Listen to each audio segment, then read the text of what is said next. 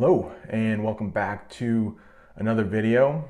Today's video is going to be phrasal verbs starting with M but really don't have a category of their own. Like a phrasal verb that has make in it, I could probably make a video that would be good for something like make. So these are going to be all words that just don't have their own category. They might be too small, like the first one, melt down. I can't make a phrasal verb video about melt. So I figured let's just group all of the small ones that begin with M, and this might have a couple parts, and I'm leaving out some obvious ones like mess up. I think a lot of people who've been studying English for a while would know mess up means make a mistake. So there's that one if you didn't know before, but I don't want to spend a lot of time on it. I want to hit the ones that people might struggle with the most. But before we get too far, I do want to talk about just everybody's health, and I hope that you are doing well.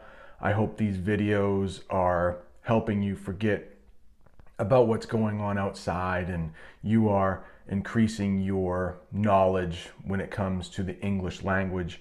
I know that I have had a lot of extra time to study my Italian simply because we have enough food, my family's all healthy, so we are finding ways to distract ourselves. And if you are in the medical field at all, doctor, nurse, anything along those lines, just thank you for what you do. I know you guys have a long battle ahead and we are going to be leaning on you for support. With that said, let's get on to the first one, and it is melt down. So you probably know the definition of melt. Think of an ice cube, leave it outside of the freezer for a while, it's eventually going to become water. That's the definition of melting. Melt down has a little bit to do with that. We use melt down to describe when somebody has a temper tantrum. And that might be an idiom. A temper tantrum is, think of a little kid, and when they don't get their way and they may be on the floor pounding their fists on the floor, crying, that is a meltdown in English. You can use meltdown to describe a child who doesn't get their way and freaks out. There's another one. We don't use that too much with children, but meltdown, temper tantrum, little kid that doesn't get his way, her way, can't handle it, they lose it. I'm sure you've all seen it. If you have a Walmart in your country, you might want to walk in there for about 5 minutes. You will see one. It doesn't take long. Little kid doesn't get the candy bar he wants. It's not pretty to see. Number 2 is a big one. It's mess with. Mess with. Mess has a lot of different definitions. It could be that your room is a mess. It's in disorder. It's not clean. You didn't put your clothes up. Mess. But when you add mess with, it changes quite a bit. For example, one way to use mess with is to annoy or to bother. So you might say to a child, hey, don't mess with your sister, meaning don't bug her, don't bother her. But mess with could actually mean to make something better, or at least try to make something better. Let's say you have a refrigerator and it stops working, but you think you might know how to fix it. I wouldn't know. If you've seen any of my videos, I don't know anything about that stuff, but maybe you, hopefully you do, you might know a little bit about it, so you could say, this refrigerator, it's not cooling the way I want, so I'm gonna mess with it a little bit. Mess with it means tinker. That's another good verb, tinker. Fix it little at a time. trying different things out to see if it works. So I'm going to mess with this refrigerator a little bit, see if I can get it to work. And sometimes we just call it a fridge. I'm going to mess with this fridge a bit, see if I can get it to work better. Maybe you just got a new phone, and maybe you're old like me, and technology, not so bad, but it takes you a little while to figure it out. You could say, nah, I'm gonna just mess with my phone a little bit, try to figure it out. So that's just like knowing the ins and outs of it, seeing how something works. You could say, yeah, I'm gonna mess with this for a little bit, see if I can figure it out. And the last one, dealing with mess with, it is a bit of deep slang. So if you are talking with someone who is really comfortable with your English skills, you might, or on a movie, you might hear this. Yeah, I don't mess with her anymore. I don't mess with her anymore. That means that they were once a couple, boyfriend, girlfriend, maybe, and they don't talk with each other anymore. They broke up. They are no longer a couple. Yeah, I don't mess with her anymore. Meaning I don't go over to her house. We don't really talk anymore. We're not as close as we used to be. So you might hear that for mess with. It's gonna be less common if you're speaking with native speakers who know English isn't your first language. But if you do get really comfortable with someone like that, they might say mess with, or you could likely hear it in a movie or a TV show, mess with. So mess with has a lot of different definitions. This next one, miss out, doesn't really. It's pretty straightforward. It's pretty simple. Miss out. Miss out you can use when there is an activity going on, but you are not a part of it. Like if you feel like you are missing something. So with this coronavirus, I feel very badly for anyone who was graduating this year. Maybe a high school student, maybe a college student getting their diploma. They are gonna miss out on a lot. If you are in high school, it's likely that you would have a prom at the end of the year to celebrate the amount of years you had been in school. It's a dance. People take their boyfriends, take their girlfriends to this dance that we call a prom, and they are gonna miss out on it. Maybe before the coronavirus hit and you could go outside. Remember, you're staying in your house, right? As much as possible. Maybe you were stuck inside, working, studying, but people were going out to eat. Maybe you had a group of friends and you were just too busy. You had to stay home and study. You could say you were missing out on a good time. The next one, which I'm calling number 5, I think it works because mess with had a few, but this is number 5. Let's call it number 5. This is a little bit deeper one as well, and it's mill about. Mill about.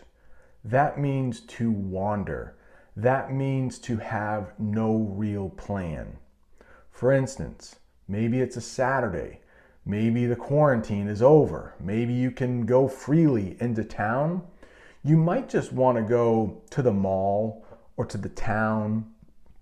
You have no real plan. You're just going to mill about. You're going to see what's going on. You may go here for a little while. You may go there. But you have a certain amount of time where you have kind of to relax. So you just might go somewhere, no plan, and just mill about. You wouldn't say this if you were going to a person's house. This works better where there are multiple places you could go without a plan. So when my son was playing hockey, of course, that's not happening anymore. Sometimes he would have a game we would drive to about 2 hours away. Then he'd have another game, the players would rest. He would have another game 2 or 3 hours later. A lot of times in between, we would just mill about. Maybe go out to eat, maybe go to a store, maybe sit in the lobby of the hotel, just kind of mill about. Go to different places without a plan. All right, 2 more. So I think we got number 6, we got number 7. Number 6 is a doozie though. Number 6 is a doozie. Have you ever heard that? Doozie. Ooh, it's a tough one. It's a doozy. So I'll end with an easy one, but this next one's going to be kind of hard because there are 3 different ways you could use it. It's mix it up. Mix it up. One way is when you make a mistake. And a lot of times it's often.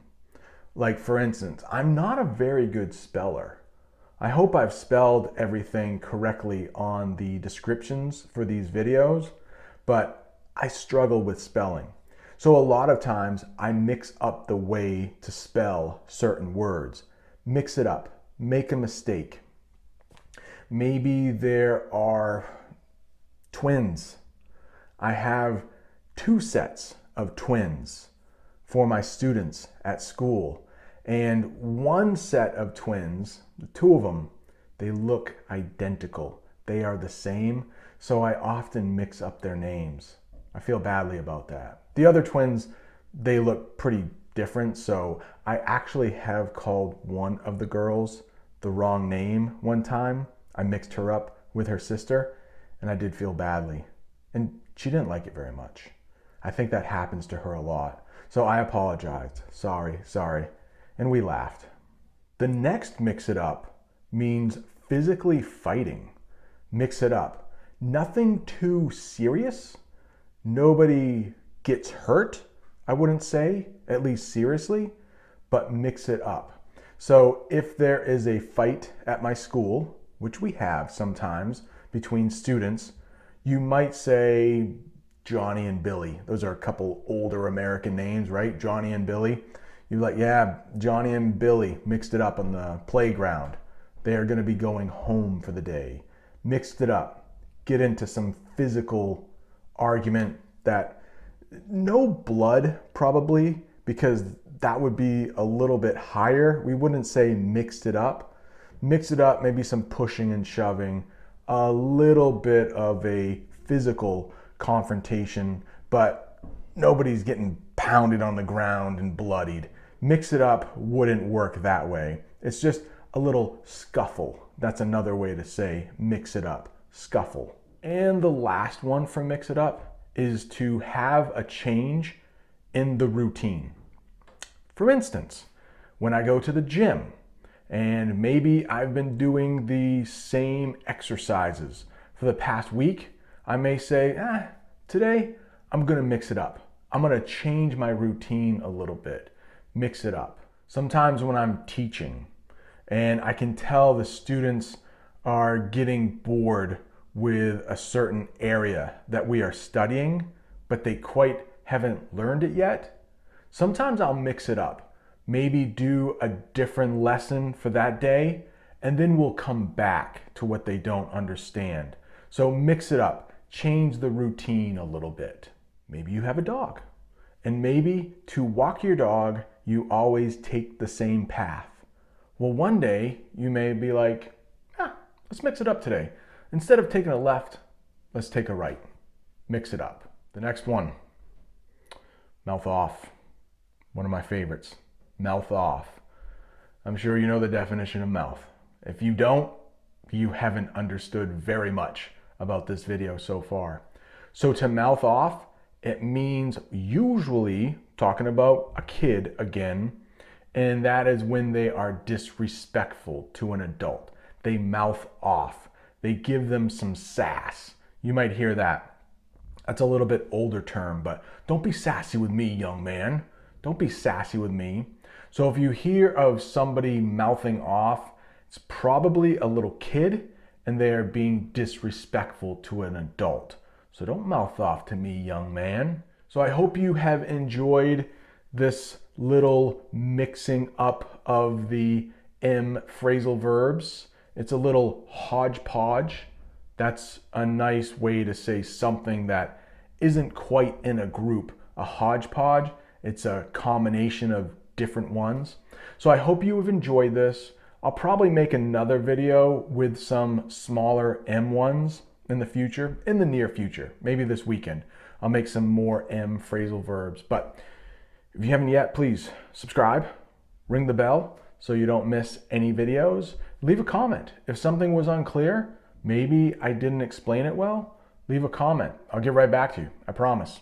Thank you for watching, and I will see you next time.